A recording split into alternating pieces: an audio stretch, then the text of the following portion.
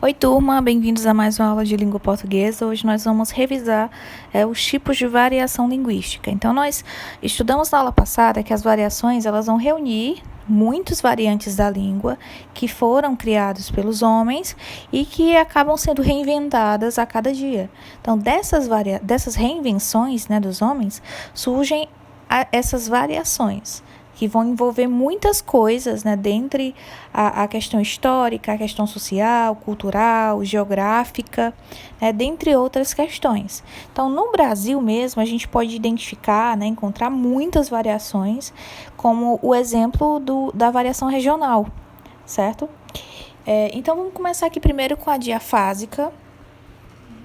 A diafásica, ela aponta, que quando a gente está num ambiente de amigo, a gente utiliza uma linguagem totalmente informal. Ou seja, você não vai ter aquela pressão para falar, de maneira muito séria ou de falar de acordo com a gramática, por exemplo.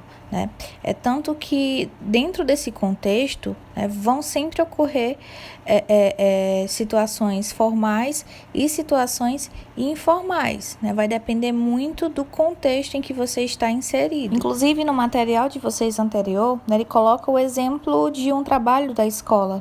Geralmente, no trabalho da escola, você precisa ser mais formal, certo? Por isso que a gente destacou que esse negócio de falar certo ou falar errado, e isso não existe, vai depender muito do local que você está, do local que você está e do diálogo que você vai estabelecer dentro desse local.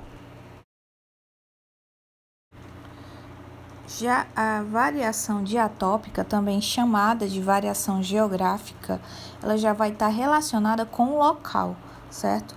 Ou seja, a gente pode até chamar ela de variação regional, ok? Porque o regionalismo está muito voltado dentro desse tipo de variação. Então, a variação diatópica, como está no material, está relacionada ao local onde esse falante ele está vivendo, certo? Eu até dei o exemplo dos mineiros, Os mineiros, eles têm um sotaque diferente dos pernambucanos. Então, cada região, ela vai ter uma variação diferente, certo? Vejam os exemplos aí que eu coloquei da tangerina, bergamota e mexerica, Cada região, ela dá um nome diferente a essa fruta, Dei o exemplo também do pão, da mandioca, que em outros lugares não é mandioca, pode ser macaxeira ou aipim.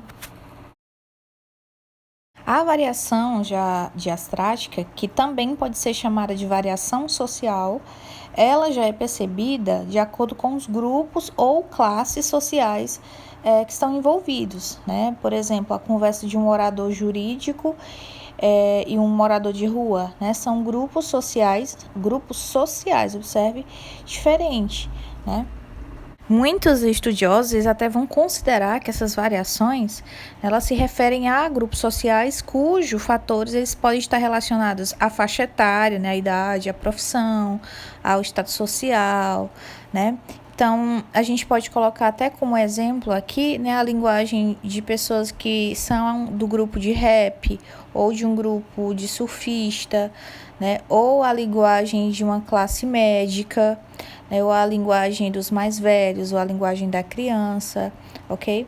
Então, essas variações, elas referem-se aí a grupos sociais. Quando a gente já fala de variação diacrônica, a gente lembra dos jovens de hoje. Eles usam muitos vocabulários, até mesmo essas gírias, que os pais e muito menos os avós, eles não usam, ok? E para ficar mais claro, essa variação diacrônica ela vai apresentar uma mudança linguística histórica, aos diferentes estágios pelos quais qualquer língua passa no decorrer do tempo, certo?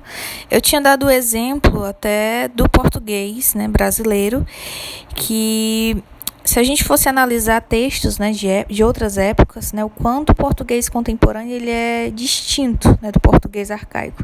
Então, determinadas expressões e palavras, elas deixaram de ser usadas, dando lugar a novas formas, certo?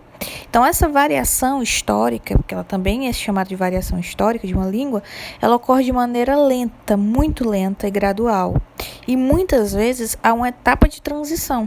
A gente às vezes está nessa transição até que se consagra exatamente uma nova forma linguística. Então, antigamente, por exemplo, era comum, né, o uso de mesóclise. Para quem não lembra aí, o que é mesóclise é quando eu tenho uma colocação do pronome oblíquo no meio de algumas formas verbais, como por exemplo, dir-se-ia, ou dar-lhe-ei, ou far-se-á. Antigamente as pessoas falavam assim. Hoje, né, a gente já pode dizer que essas formas praticamente caíram, né, no desuso. A gente não usa mais. Geralmente a gente só vê em textos, né, raros, né, com um grau altíssimo de formalidade. E até mesmo dentro de textos literários. Na oralidade, né, essas construções, né, elas são raríssimas. E o mesmo, por exemplo, ele ocorre com a palavra boticário, né? Boticário, antigamente, ele era utilizado para denominar quem era farmacêutico. Então, assim, em relação a essa variação diacrônica, vale a pena de verdade vocês lerem, né, o material e assistirem novamente os outros vídeos.